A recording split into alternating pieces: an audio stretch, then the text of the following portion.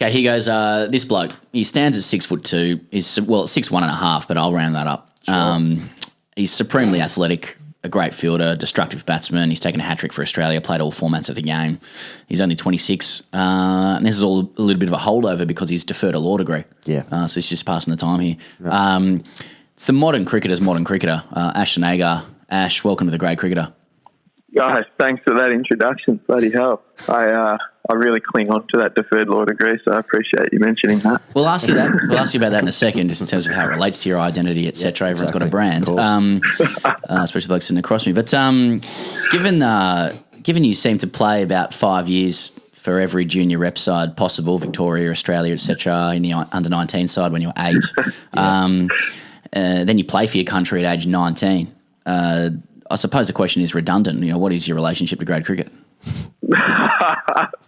Redundant, you reckon? Well, the boys in WA, there's this myth that they reckon I just hate playing club cricket, and that's a myth. I do enjoy playing cricket for UWA Cricket Club, University. You're just reading that off notes in front of you. You have to check what club the team you play for is, yeah. Oh, I read the notes last night. I was well prepared. And Richmond as well, obviously, in Victoria. So, to be fair, they gave me a crack when I was really young, when I was 15 and played my first T20 in first grade for Richmond and did well. And so I'm pretty I owe them a fair bit for doing that and exposing me to men's cricket pretty early. Yeah, there it is, 15 first grade cap. Yeah, feels about right for an Australian national, 15. So you have to do your apprenticeship early in the lower grades when you're sort of 12, under 10, something like that. Play second grade. Yeah, it was tough. The older boys would bump me in the nets when I was 8, and that was it. No. I had to go to bed after the first grade net. Oh God! Have you ever played a grade before lower than first grade? I've played second grade. Yeah. That's in Premier Cricket. That's the lowest. And then, but I did play for McKinnon, my local club when I was young. I played in the 4s there and a bit of 3s as well. And then, when I moved to Richmond, Jared Uthman put me straight in the 2s. So that was very lucky. Actually, strike me as you and your brothers, Wes and Will as well, just strike me as just genetic freaks, great athletes. You're probably good at 4 different sports. I'm guessing scratch golfer, maybe even plus 1 or 2. Yeah. Footy player. I mean, are you one of those guys that's good at all sports? Big hands. Yeah, mitts. The thing is because we grew up just playing outside together. All we did was play, cricket in the summer until you couldn't see the ball or you broke a window, you punched one of your brothers, that's all we did. Yeah. And then in winter, it was footy all day and all night. So we're outside playing sports together all the time. And, you're practicing. But, I could work on my golf. I'm not great at golf. I can hit the ball, but, I'm inconsistent. Because I also played outside a lot as a kid, and I do a podcast with my mate. Yeah, so I don't play for Australia. I reckon it's something. We just played a lot outside. Next thing I know, I'm playing for Australia. Yeah, we had a backyard as kids. Yeah. And, just hit it around. And I'm playing first grade at 15. I really don't know how to answer that. What do you meant to say? I guess I do have big mitts. Yeah. I feel for you, fellas. I really feel for you. I can wrap my hand over my head. Yeah. So be it. Yeah. Like a palm of basketball. Yeah. Like Kawhi. I mean, just delving into the lower levels. So I noticed you love, you played for your school as well, 2 years for your school, year 11 and 12, De La Salle. I hope I said that right, not being from Melbourne. But we've spoken to a couple of cricketers in the last few months who have been telling us that often the lower level, like the junior cricket or school cricket, is as enjoyable or more enjoyable or have better memories from that than even their pro career. Is that the same for you from your school cricket? Oh, my school cricket was so much fun because it wasn't part of their private school cricket. We had 35 over a game, 35 over a side games on a Tuesday afternoon. So you got half the day off school, and you'd go to the ground. You wouldn't know if it was turf or a synthetic wicket, and it'd just be a hell of a lot of fun. We won a couple of premierships. We had a really good side, and Sure. But gee, there was one of the boys played for Australia in 12 months. Mate, I was following like medium pace, like spin, doing everything. It was good fun. I had a great time. I've got some really good memories of that. So yeah, I agree with that. So where does the law degree come in, Ash? Because like like I've got one of those, and I do a meme page. So we've kind of gone different trajectories. Oh, yeah. Oh, I thought the page was pretty witty. There had to be someone smart behind it. So there you go. Now I've worked it out. Oh, it's just one person, is it? Yeah. I just came across it when you messaged me, actually. So. Manager, pass it on. Yeah. Have a look at this one. Yeah. Oh, God. Yeah, look, I've got to be honest about that law degree. I did get into law, like post-high school. That lasted for about 1 month of contract law, and then I got a contract in WA and have not looked back. That's been deferred for about 9 years. How much did you, mate? How much did what you'd learnt in contract law? Yeah, apply this knowledge. To the WA contract. Yeah.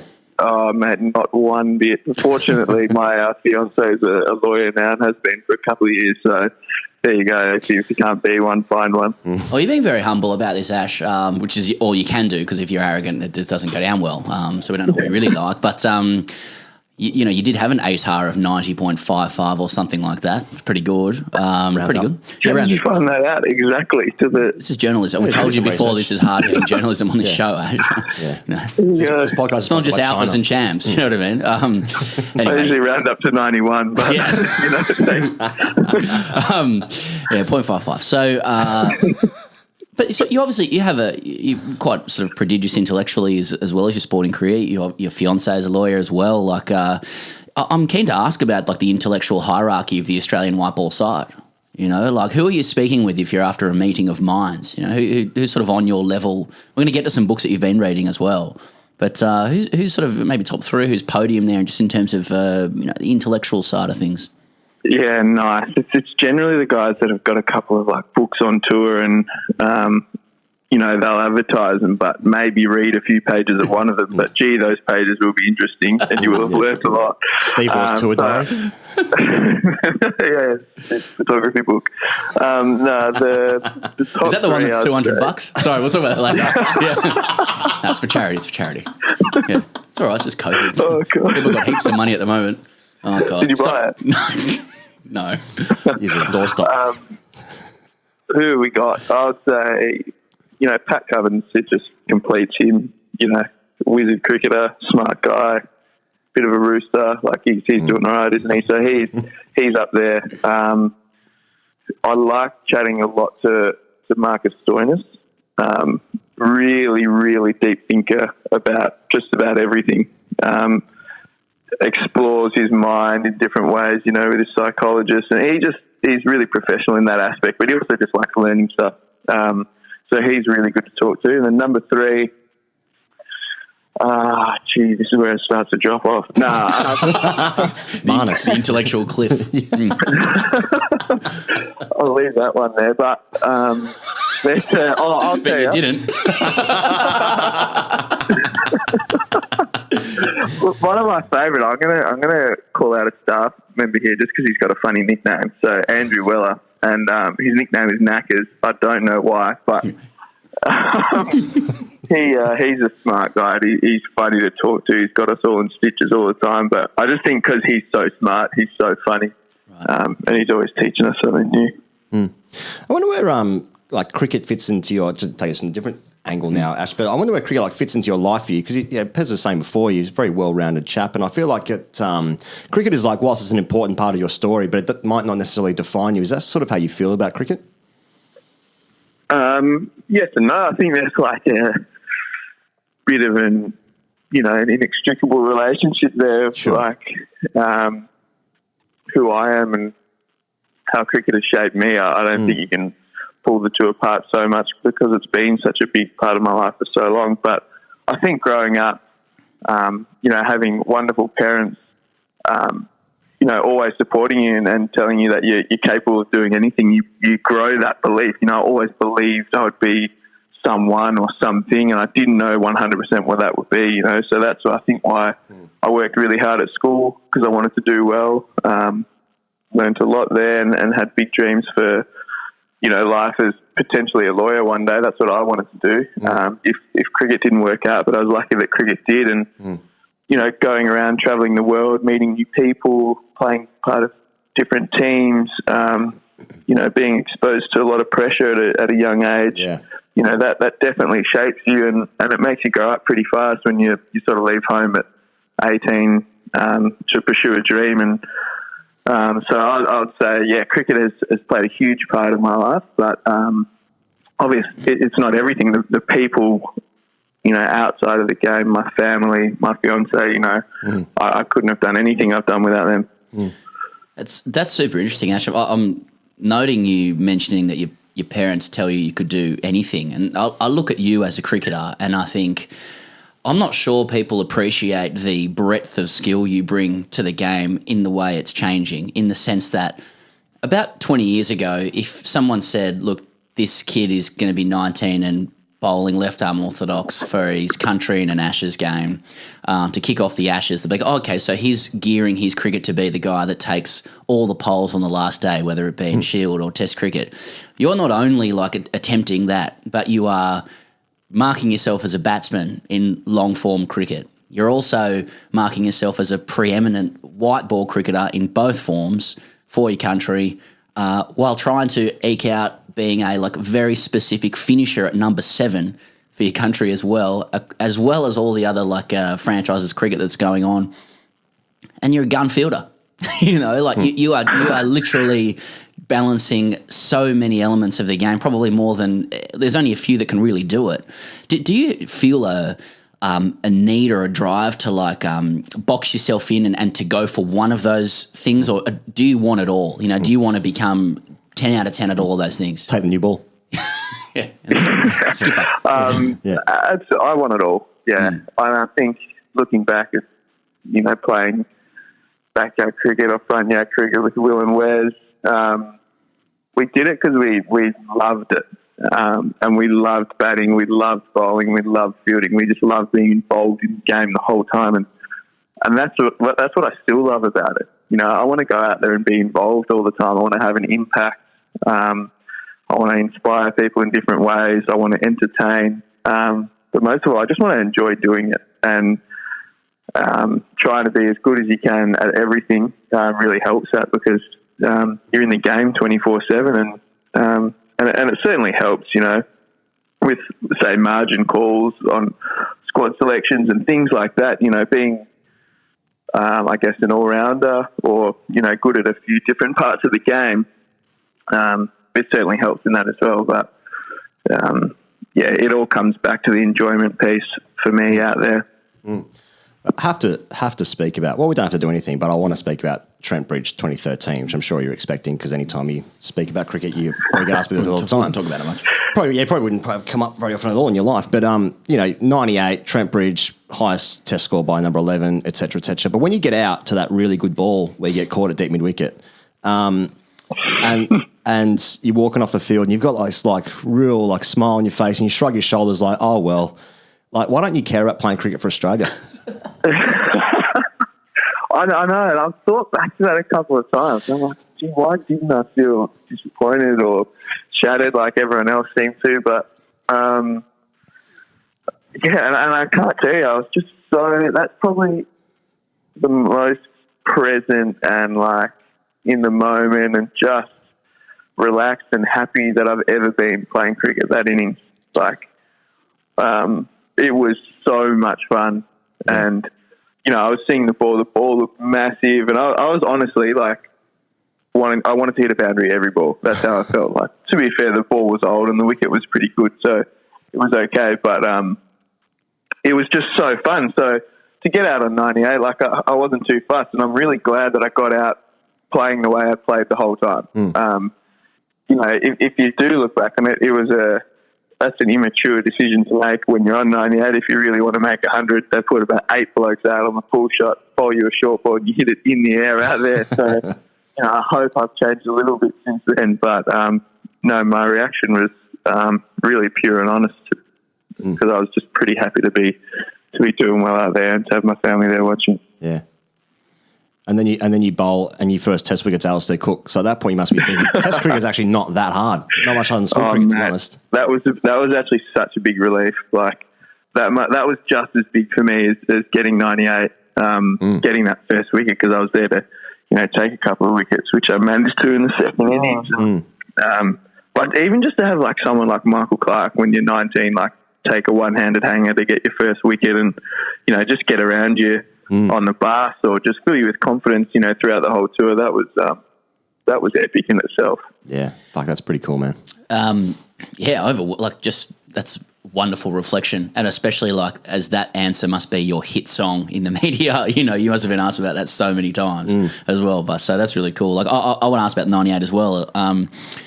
As you know, Ash, like typecasting is the assigning of an actor or actress repeatedly to the same type of role, as a result of the appropriateness of their appearance or previous success in such roles. Thinking Michael Cera as an awkward Indian teen, Steve Buscemi as a smarmy weirdo, Jerry Seinfeld. Like, do you feel typecast by the 98 at Trent Bridge, or do you think it'll always be your Seinfeld? I don't. It's just a moment that happened like at the start of my career, and it was probably tough because I think people expected a lot of me every time I played since then. And I remember there were articles about my rise and downfall by the time that I was 21, and I was like, hang on a minute, like, I'm 21. I'm not finished yet. So I think people expect a lot of you after you do something like that, but gee, it's nice to look back on knowing that you've done that before, and that you've done that at a young age. And I still feel like I've got a long way to go, and I should, because I do. So it keeps me really excited. And yeah, like I said, I just want to be as good as I can at everything. Awesome. A couple more, Ash. I just noted, always got to trawl the guest social media, of course, ahead of the interview, and I just noted you chucked up an Insta story last night because we follow you. I don't know if it goes the other way around, but you did reply to the DM. So Insta story, and it's just you've screenshotted a quote from a book. It's The Alchemist, and the key line in it is when you want something, all the universe conspires to help you achieve it. Book club stage yet with the international team, but more importantly, what is it that you want? Yeah, The Alchemist is just such a nice book because I think everyone relates to it in some way or another, and they find their own journey within that. But, I've read it a few times now, and each time I read it, like, I'm a little bit older and I find something new in it. And I actually like what it said before that about doing things with love and purpose. The actual little passage before it talks about, putting things out into the universe.